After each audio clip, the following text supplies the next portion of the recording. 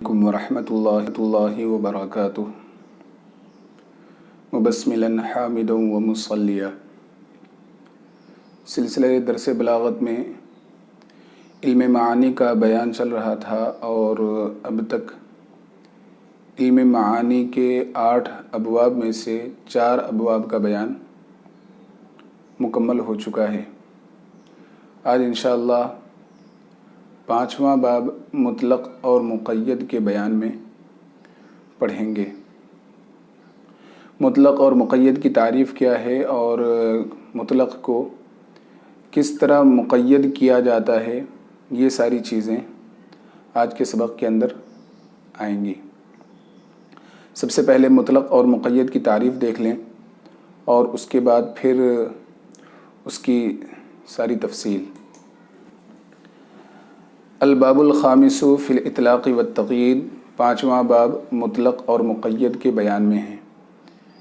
اطلاق اور تقیید مصدر ہے، اس میں مفعول کا ترجمہ کر لیں مطلق اور مقید تو بھی درست، اور مطلق لانے اور مقید لانے یا مطلق بنانے، مطلق لانے اور مقید لانے کے بیان میں یہ ترجمہ بھی درست ہے۔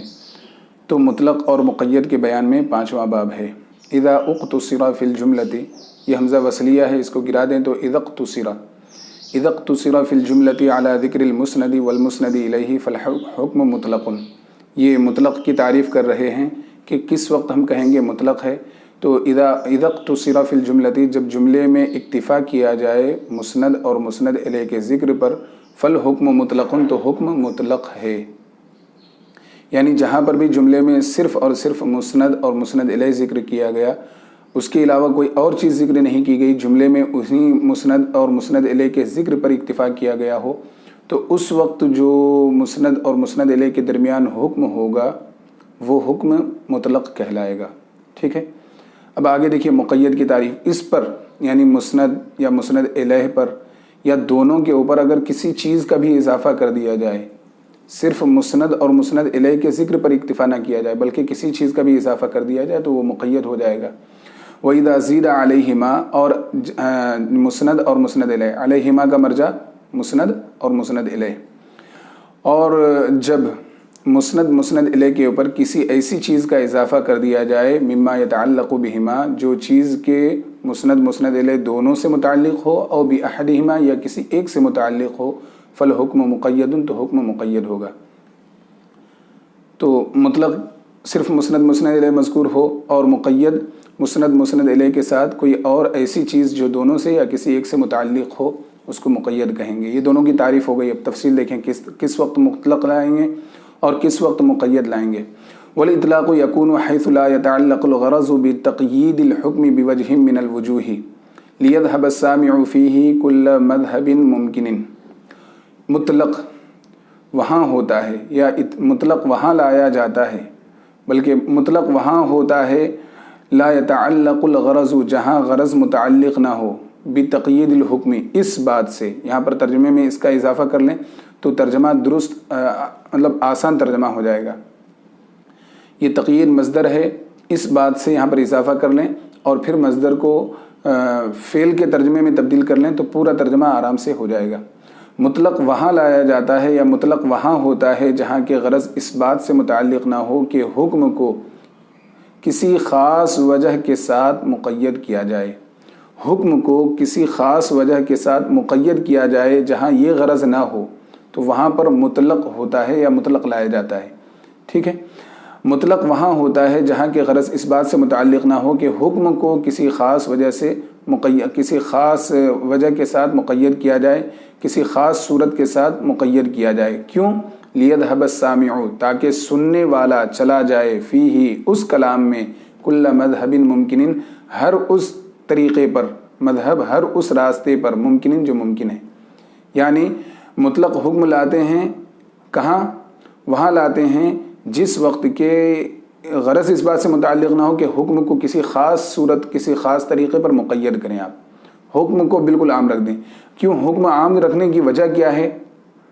اس کی وجہ یہ ہوتی ہے کہ سننے والا مخاطب جو آپ کا ہے وہ ہر ممکنہ جہت پر چلا جائے، اس کا دماغ ہر جگہ چلا جائے۔ مثلا آپ نے ایک جملہ ادا کیا کہ زید کھڑا ہے، ٹھیک ہے، صبح میں، شام میں، دوپہر میں، یہاں وہاں، گھر میں، مدرسے میں، ایسی کوئی چیز آپ نے ذکر نہیں کی۔ اب جب آپ نے کہا کہ زید کھڑا ہے تو آپ کا جو مخاطب ہے وہ یہ سمجھے گا کہ کھڑے ہونے کی نسبت زید کی طرف کی گئی، اور کہیں بھی کھڑا ہو سکتا ہے، کسی وقت میں بھی کھڑا ہو سکتا ہے اور کہیں بھی کھڑا ہو سکتا ہے۔ تو سننے والے کا ذہن اس کے مختلف جہتوں اور مختلف گوشوں کی طرف جتنی بھی ممکنہ صورتیں ہو سکتی ہیں ان تمام صورتوں کی طرف سننے والے کا ذہن وہاں تک چلا جائے۔ اس مقصد کے لیے کیا کرتے ہیں کہ حکم کو کسی خاص طریقے پر مقید نہیں کرتے ہیں۔ ترجمہ پھر سے دیکھ لیں، مطلق وہاں ہوتا ہے جہاں کہ غرض اس بات سے متعلق نہ ہو کہ حکم کو کسی خاص طریقے، کسی خاص صورت کے ساتھ مقید کیا جائے، تاکہ سننے والے کا ذہن اس میں ہر ممکن راستے کی طرف، ہر ممکن گزرگاہ کی طرف چلا جائے، تاکہ سننے والے کا ذہن ہر ممکنہ پہلو کی طرف چلا جائے۔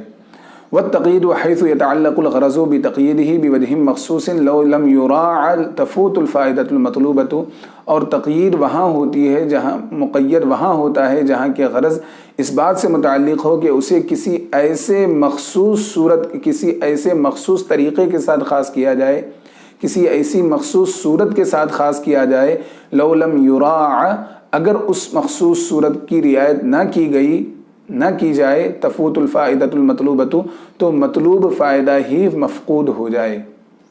یعنی مقید کا مطلب کیا ہوا کہ کسی خاص صورت اور کسی خاص نوعیت کے ساتھ حکم کو مقید کر دینا، کہ اگر وہ خاص صورت، خاص پہلو، اگر وہ چیز نہیں، وہ خاص پہلو نہیں پایا گیا تو گویا وہاں پر جو فائدہ ہے وہ فائدہ ہی حاصل نہیں ہوگا۔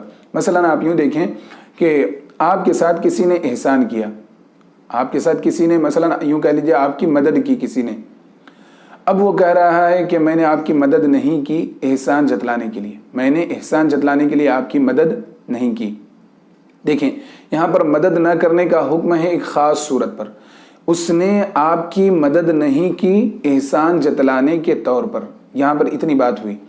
اب اگر آپ اس سے جو قید ہے احسان جتلانا، اس کو ہٹا دیں آپ، تو دیکھیں جو مطلب ہے، جو فائدہ مطلوبہ ہے، وہ فائدہ مطلوبہ ہی فوت ہو جائے گا۔ کس طرح؟ اب اگر آپ یہ ہٹا دیں گے کہ احسان جتلانے کے طور پر، تو کیا جملہ باقی رہ گیا؟ اس نے آپ کی مدد نہیں کی، حالانکہ نفس الامر میں کیا ہے؟ اس نے آپ کی مدد کی ہے۔ تو قیدیں ایسی ہوتی ہیں، یعنی مقید وہاں ہوتا ہے جہاں کی غرض اس بات سے متعلق ہو کہ اسے کسی خاص صورت اور کسی خاص طریقے پر اسے مقید کر دیا جائے، قید کر دیا جائے، کہ اگر وہ خاص صورت، خاص جہت، خاص طریقہ نہیں پایا گیا تو ایسی صورت میں حکم ہی کیا ہے؟ جو مطلوب فائدہ ہے وہ مطلوب فائدہ ہی نہیں پایا جائے گا۔ ٹھیک ہے؟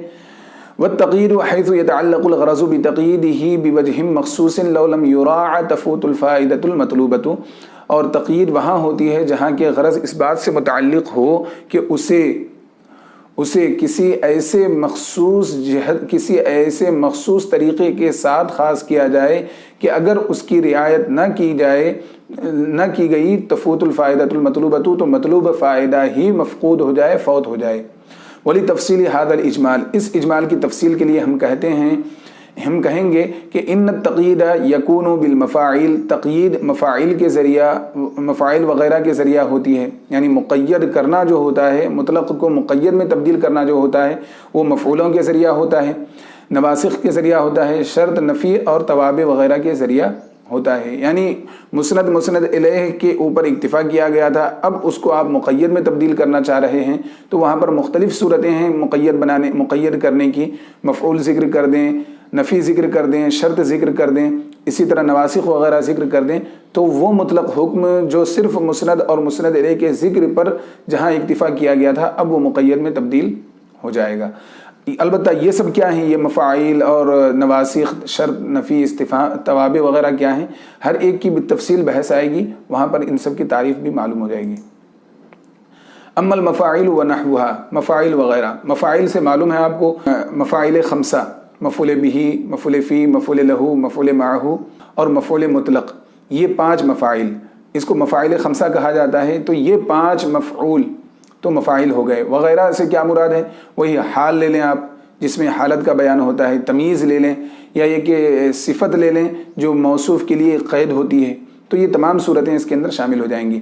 اما المفاعیل ونحوها، رہ گئے مفعول وغیرہ، فالتقیید بها، ان کے ذریعہ حکم کو مقید کیا جاتا ہے فالتقیید بہا، ان مفاعل کے ذریعہ حکم کو مقید کرنا یکون ہوتا ہے لبیان نوع الفعل، فعل کی نوعیت بیان کرنے کے لیے۔ دیکھیے مطلق حکم تھا، مثلا زید نے مارا، زید نے مارا، مارنے کی نسبت زید کی طرف کی گئی، مطلق حکم تھا، مسند لے کے ذکر پر اکتفا کیا گیا تھا۔ زید نے کسی کو بھی مارا ہو، مطلب اس سے یہ سمجھ میں آ رہا ہے کہ بکر کو بھی مار سکتا ہے، اس کے جو ساتھیوں میں یا اس کے دوستوں میں جو ہیں ان میں سے کسی کو بھی وہ مار سکتا ہے، لیکن آپ نے کہہ دیا خالد کو مارا، زید نے خالد کو مارا، تو یہاں پر مفعول بہ آپ نے ذکر کر دیا، تو جو مطلق تھا زید نے مارا اس میں آپ نے مفعول بہ کا اضافہ کر کے مقید کر دیا، اور مفعول بہ کا اضافہ کرنے کیوں کیا آپ نے؟ تاکہ یہ معلوم ہو جائے، اس بات کا بیان ہو جائے کہ فعل اس پر واقع ہے۔ تو اس طرح مفاعل کے جتنے معانی ہیں انہی معانی کے پیش نظر، انہی معانی کو حاصل کرنے کے لیے مطلق کو مقید بنا دیا جائے گا، ٹھیک ہے، انہی معانی کو بیان کرنے کے لیے مطلق کو مقید بنا دیا جائے گا، اسی کو یہاں پر بیان کر رہے ہیں۔ رہ گئے مفاعل وغیرہ، تو ان کے ذریعہ حکم کو مقید کرنا ہوتا ہے فعل کی نوعیت بیان کرنے کے لیے، مفعول لہ مطلق کے اندر معلوم ہوتا ہے یہ، او ما وقع علیہ، یا یہ بیان کرنے کے لیے کہ فعل اس پر واقع ہے، اس کا عطف ما کا عطف نوع کے اوپر ہے، ٹھیک ہے، یا یہ بیان کرنے کے لیے کہ فعل اس پر واقع ہے، یا یہ بیان کرنے کے لیے کہ فعل اس میں واقع ہے، یا اس کی وجہ سے واقع ہے، یا اس کے ساتھ واقع ہے۔ تو مفاعل خمسہ کا جو معانی، مفاعل خمسہ کے جو معانی تھے انہی معانی کے حساب سے یہاں پر وجہ بھی بیان ہو گئی۔ او بیان المبہم من الہیئت، ہیئت بمعنی حالت، یا مبہم حالت کو بیان کرنے کے لیے، زید آیا، سوار ہو کر آیا، پیدل آیا، دوڑتے ہوئے آیا، چلتے ہوئے آیا، کس طرح آیا، مبہم آنے کی حالت جو تھی وہ مبہم تھی۔ جب آپ نے کہہ دیا سوار ہو کر تو مبہم حالت کا بیان ہو گیا۔ او بیان المبہم من الہیئت، یا مبہم ہیئت، مبہم حالت کو بیان کرنے کے لیے مفاعل وغیرہ کے ذریعہ مقید کیا جاتا ہے۔ والذاتی، یا تمیز، وہی مبہم ذات کہاں ہوتی ہے؟ یہ تمیز کے اندر ہوتی ہے۔ تو حال یا تمیز کے ذریعہ مبہم حالت یا مبہم ذات کو بیان کرنے کے لیے مفاعل وغیرہ کے ذریعہ حکم کو مقید کرنا ہوتا ہے۔ او بیان عدم شمول الحکم، یا اس بات کو بیان کرنے کے لیے کہ حکم شامل نہیں ہے، اس بات کو بیان کرنے کے لیے بھی مفاعل وغیرہ کے ذریعہ حکم کو مقید کرتے ہیں کہ یہ معلوم ہو جائے کہ وہاں پر حکم دوسرے کو شامل نہیں ہے۔ کیا مطلب ہے اس کا؟ دیکھیے موصول، مثلا ایک جملہ ہے مطلق، جاء رجل، ٹھیک ہے، ایک آدمی آیا، ایک مرد آیا، اب وہ عالم، غیر عالم، جاہل، پڑھا لکھا، ہر کوئی بھی آدمی ہو سکتا ہے وہ، ٹھیک ہے، لیکن آپ نے کہہ دیا جاء رجل عالم، جاء رجل عالم، تو اب آپ نے غیر عالم کو اس حکم سے خارج کر دیا۔ یہ عالم کی صفت کا اضافہ کر کے آپ نے گویا یہ بتا دیا کہ غیر عالم کے لیے آنے کا حکم ثابت نہیں ہے۔ او بیان عدم شمول الحکم، یا پھر یہ بیان کرنے کے لیے کہ حکم شامل نہیں ہے، اس لیے بھی مفاعل وغیرہ کے ذریعہ حکم کو مقید کرتے ہیں۔ بات مکمل ہو گئی۔ مفاعل سے مراد کیا ہے یہ معلوم ہو گیا، وغیرہ سے مراد کیا ہے؟ یہی حال، تمیز اور صفت وغیرہ، صفت۔ اچھا آگے چلیں۔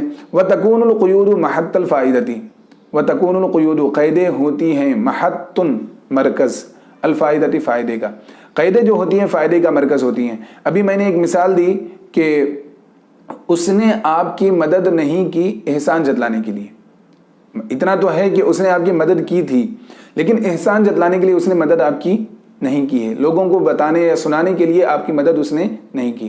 اب یہاں پر آپ احسان جتلانے کو ہٹا دیں، صرف کہیں اس نے آپ کی مدد نہیں کی، بتائیں وہ قید ہٹانے کی بنیاد پر جملہ جھوٹا ہوا یا نہیں ہوا؟ اگر قید ذکر کرتے ہیں تو یہ جملہ صحیح ہو جاتا ہے، اگر قید ہٹا دیتے ہیں تو جملہ غلط ہو جاتا ہے۔ تو گویا یہ قید جو ہوئی یہ فائدے کا مرکز ہوئی کہ اگر قید ہٹ گیا، قید ہٹ گئی تو فائدہ ختم، قید آ گئی تو فائدہ باقی رہ گیا۔ اسی کو بیان کر رہے ہیں کہ وَتَكُونُ الْقُيُودُ مَحَطَّ الْفَائِدَةِ، اور قیدیں فائدے کا مرکز ہوتی ہیں، وَالْكَلَامُ بِدُونِهَا كَاذِبًا، اور کلام قیدوں کے بغیر جھوٹا ہوتا ہے، یعنی قید ہٹا دیں تو کلام جھوٹا ہو جائے گا، او غیر مقصود بالذات، یا یہ کہ غیر مقصود بالذات ہو جائے گا۔ بہت واضح مثال، نحو جیسے وما خلقنا السماوات والارض وما بینہما لاعبین، اور ہم نے آسمانوں اور زمین کو اور ان کے درمیان کی چیزوں کو نہیں پیدا کیا لاعبین، کھیل کے طور پر۔ آپ یہاں پر دیکھیں اللہ رب العزت فرما رہا ہے کہ ہم نے آسمان اور زمین اور یہ جو کائنات کی ساری چیزیں ہیں اس کو ہم نے پیدا نہیں کیا کھیل کے طور پر، بیکار ہم نے پیدا نہیں کیا ہے، ٹھیک ہے۔ اب یہ لاعبین کو آپ ہٹا دیں، صرف اتنا رکھیں کہ ہم نے آسمان زمین کو پیدا نہیں کیا، تو دیکھیں جو اللہ رب العزت نے تو پیدا کیا، ہر کوئی مانتا ہے کہ ہر کسی کا عقیدہ ہے کہ اللہ رب العزت نے پیدا کیا، ہر مومن اس بات کو مانتا ہے۔ اب یہ کہنا کہ اللہ نے آسمان و زمین کو پیدا نہیں کیا بالکل غلط ہو جائے گا۔ کیوں یہ جملہ غلط ہوا؟ آپ نے ایک قید ہٹا دی، لاعبین، تو یہ قید دیکھیں، لاعبین، اس کے باقی رہنے سے جملہ صادق، اس کے ہٹا دینے سے جملہ کاذب۔ اسی کو بتایا وَتَكُونُ الْقُيُودُ مَحَطَّ الْفَائِدَةِ کہ قیدیں جو ہوتی ہیں یہ فائدے کا مرکز ہوتی ہیں، کہ قیدوں کے بغیر اور قیدوں کے بغیر کلام کیا ہے؟ جھوٹا ہو جاتا ہے۔ اتنی بات ادھر مکمل ہوئی۔ اما النواسخ، نواسخ سے کیا مراد ہے؟ ناسخ کا معنی کیا ہے؟ وہی ایک حکم کو، پہلے کوئی حکم تھا اس حکم کی مقدار میعاد بیان کر دینا کہ وہ حکم یہیں تک تھا، اب اس کے بعد دوسرا حکم، یہ شرعی طور پر۔ یہاں پر کیا بیان ہے؟ نواسخ سے کیا کہنا چاہ رہے ہیں اس کو سماعت کر لیں۔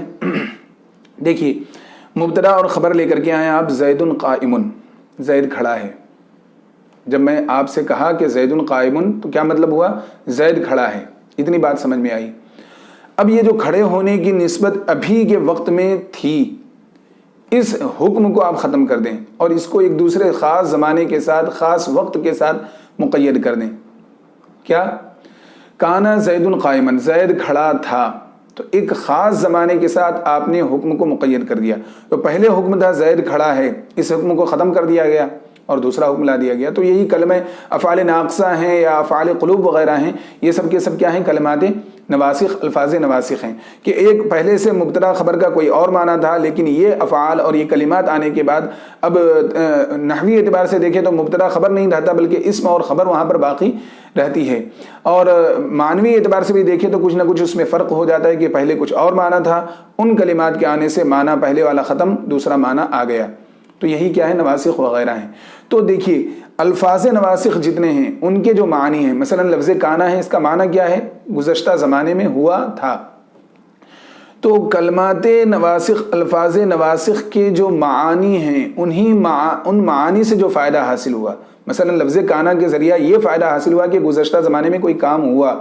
پہلے تھا زید قائم، جب آپ نے کانا لگا دیا تو اب ہو گیا کانا زید قائما۔ تو یہاں پر جو کلمہ ناسخ کانا کے ذریعہ حکم کو مقید کیے، آپ نے کیا کس مقصد کے لیے کیا؟ تاکہ یہ معلوم ہو جائے کہ حکم کسی ایک زمانے کے ساتھ خاص ہے، ٹھیک ہے۔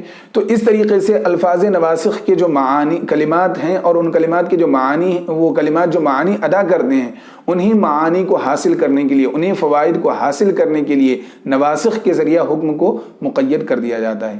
اما النواسخ فالتقیید بها يكون للاغراض التي تؤديها معانی الفاظ النواسخ، اور رہ گئے نواسخ تو ان کے ذریعہ یا ان کے ساتھ حکم کو مقید کرنا ان مقاصد کے لیے ہوتا ہے جن مقاصد کو ادا کرتے ہیں۔ تو ہا ضمیر کا مرجع التی، اسم موصول کا صلہ، یہ مطلب یہ صلہ واقع پورا جملہ، لیکن یہ مرجع جو ہے التی، اور التی یہ صفت ہے الاغراض کی۔ تو اب ترجمہ یوں کریں، رہ گئے نواسخ وغیرہ تو ان کے ذریعہ ان مقاصد کے پیش نظر حکم کو مقید کیا جاتا ہے جن مقاصد کو، جن فوائد کو ادا کرتے ہیں نواسخ، الفاظ نواسخ کے معنی، الفاظ نواسخ کے معنی جو فائدہ پہنچاتے ہیں، جو مقاصد ادا کرتے ہیں، جو جن مقاصد کا پتہ دیتے ہیں، انہی مقاصد کے لیے نواسخ وغیرہ سے حکم کو مقید کر دیا جاتا ہے۔ کل استمرار، جیسے کہ استمرار پہلے معنی تھا زید قائم، اب استمرار کے ساتھ ہو گیا کانا یقوم زید، زید کھڑا ہو رہا تھا، استمرار کا معنی ہو گیا وہاں پر، ٹھیک ہے۔ استمرار اب الحکایت عن الزمنی فی کانا، یا پھر ایک ایک کلمہ ناسخ ہے، لفظ ناسخ ہے کانا، تو کانا میں زمانے کی حکایت کے لیے، اس معنی کے لیے۔ والتوقیتی بزمن معین فی ظل بات و اصبح و امسا و اضحا، یا ان کلمات میں ظل بات اصبح امسا اضحا وغیرہ میں، ان کلمات میں معین زمانے کے ساتھ حکم کو موقت کرنے کے لیے، اس مقصد کے لیے بھی ان کلمات سے حکم کو مقید کیا جاتا ہے۔ او بحالت معینۃ، اس کا بھی عطف یہ زمنن کے اوپر ہے، اصل عبارت یوں نکلے گی او التوقیت بحالت معینۃ، یا اس بات کا کل استمرار توقیت کا عطف ہو جائے گا استمرار پر، جیسے معین حالت کے ساتھ حکم کو موقت کرنے کے لیے، حکم کو موقت کرنا کس میں؟ فی دامہ، دامہ کے اندر۔ دامہ کا معنی کیا ہوتا ہے؟ مسلسل ہوتے رہنا، یعنی جب تک وہ کام ہو۔ قم ما دمت قائمہ، آپ کھڑے رہیں جب تک میں کھڑا رہوں، تو آپ کے کھڑے ہونے کا حکم دیا گیا کب تک؟ ما دمت قائمہ۔ تو یہ جو دوام کا معنی پایا گیا، ٹھیک ہے، ایک معین حالت کا جو معنی پایا گیا کہ اسی حالت پر رہنا ہے کب تک؟ اس وقت تک۔ یہ جو پہلے اتنا مانا تھا کہ کھڑے ہو جاؤ کسی وقت میں بھی، اور کھڑے ہو کر کے آپ بیٹھ سکتے تھے، لیکن جب یہ کہا گیا کہ قم ما دمت قائمہ، جب تک میں کھڑا رہوں تب تک آپ کھڑے رہیں، تو ایک معین حالت کے اوپر آپ کو باقی رہنے کا حکم دیا گیا۔ تو اس مقصد کے پیش نظر دامہ کے ذریعہ حکم کو مقید کریں گے۔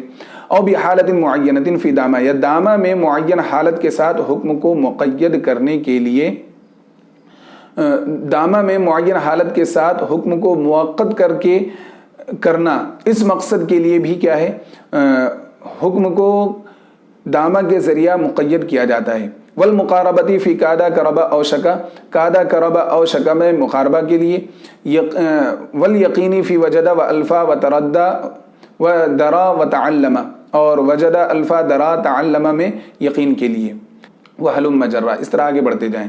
حاصل گفتگو کیا ہے کہ یہ جو نواسخ کے جو الفاظ ہیں وہ کون سے معنی ادا کر رہے ہیں، وہ کون سا فائدہ پہنچا رہے ہیں، جو فائدہ ان سے حاصل ہوتا ہے انہی فوائد کے حصول کے لیے الفاظ نواسخ کے ذریعہ مطلق کو مقید کر دیا جاتا ہے، بس اتنی بات ہے۔ اب وہ ہر ایک کی پھر مزید وضاحت ہو گئی۔ فالجملۃ فی ھذا، اس صورت میں آپ دیکھیں کہ پہلے جو مبتدا اور خبر تھا، الفاظ نواسخ داخل ہو جاتے ہیں تو ایک اسم اور ایک خبر بن جاتا ہے۔ جو مبتدا تھا وہ اسم میں تبدیل ہو جاتا ہے، اور جو خبر تھی وہ خبر باقی رہتی ہے، وہ خبر ہو جاتی ہے، وہ خبر باقی رہتی ہے۔ تو اب یہاں پر دیکھیں کہ یہ جو الفاظ نواسخ جتنے بھی ہیں یہ مبتدا خبر پر ہی داخل ہوتے ہیں، یا پھر یہ کہ بیچ میں افعال مقاربہ آ گیا، یا یہ کہ شک اور یقین والا معنی آ گیا، مثلا ظن وغیرہ ہے، تو متعدی بد و مفعول، تو ان سب کا بھی معال آپ دیکھیں گے تو ہر جگہ یا تو مبتدا اور خبر ان کے ذریعہ ہی جملہ مرکب ہوگا، یا پھر یہ کہ اگر متعدی بد و مفعول ہے تو دو مفعولوں سے مل کر کے جملہ مارز وجود میں آئے گا اور جملہ بنے گا، ٹھیک ہے۔ اسی کو بتا رہے ہیں فالجملۃ فی ھذا، اس صورت میں جملہ تنعقد مرکب ہوگا، منعقد ہوگا، بنے گا، من الاسم والخبر، اسم و خبر سے، او من المفعولین فقط، یا صرف اور صرف اسم سے، او من المفعولین فقط، یا صرف اور صرف دو مفعول سے۔ فاذا قلت، پس جب آپ نے کہا ظننت زیدن قائما، زید میں نے گمان کیا کہ زید کھڑا ہے، فمعناہ، اس کا معنی یہ ہوا زید قائم علی وجہ الظن، زید گمان کے مطابق کھڑا ہے، ٹھیک ہے۔ یہ نواسخ کی بحث مکمل ہو گئی۔ حاصل گفتگو بس اتنا ہے کہ جو کلمات نواسخ ہیں یہ داخل کس پہ ہوتے ہیں؟ مبتدا اور خبر کے اوپر داخل ہوتے ہیں، یا پھر زن وغیرہ لے لیں تو وہاں پر بھی دو اسم ہوتا ہے، ایک کیا زیدن اور ایک ہوتا ہے قائمن مثلا۔ اب اس پر آپ زننتو داخل کر دیں تو دونوں مفعولوں میں تبدیل ہو جائیں گے وہ۔ تو یہ جو الفاظ نواسخ داخل ہونے سے پہلے یا تو وہاں پر مبتدا خبر ہی عموماً ہوگا۔ اب یہ کلمات جب داخل ہوئے تو وہاں پر حکم بدل گیا، پہلے حکم مطلق تھا، ان کلمات کے ذریعہ مقید کر دیا گیا۔ کس معنی کے لیے، کس مقصد کے لیے آپ نے مقید کیا؟ وہ مقاصد وہی ہیں جو الفاظ نواسخ کے معانی جن مقاصد کا فائدہ پہنچاتے ہیں، ان سے جو فائدہ حاصل ہوتا ہے وہی فائدہ ان سے بھی، انہی فائدے کے حصول کے لیے، انہی فوائد کے لیے مطلق کو الفاظ نواسخ کے ذریعہ مقید کر دیں گے۔ پھر آخر میں یہ بتایا کہ جملہ جو ان الفاظ نواسخ والی صورت میں جو جملہ مرکب ہوگا، بنے گا، وہ جملہ کس طرح بنے گا؟ یا تو ایک مبتدا اور ایک خبر سے، ایک اسم اور ایک خبر سے بنے گا، یا دو مفعولوں سے بنے گا، اور جس کا حاصل بھی یہی ہوا کہ زید قائم علی وجہ الظن، ٹھیک ہے۔ بس اتنا رہنے دیں، ابھی انشاءاللہ اس کے آگے اما الشرط سے اگلی نشست میں پڑھیں گے۔ وصلی اللہ تعالی علی خیر خلقہ سیدنا محمد وآلہ واصحابہ اجمعین برحمتک یا ارحم الراحمین والحمد للہ رب العالمین۔ السلام علیکم ورحمۃ اللہ وبرکاتہ۔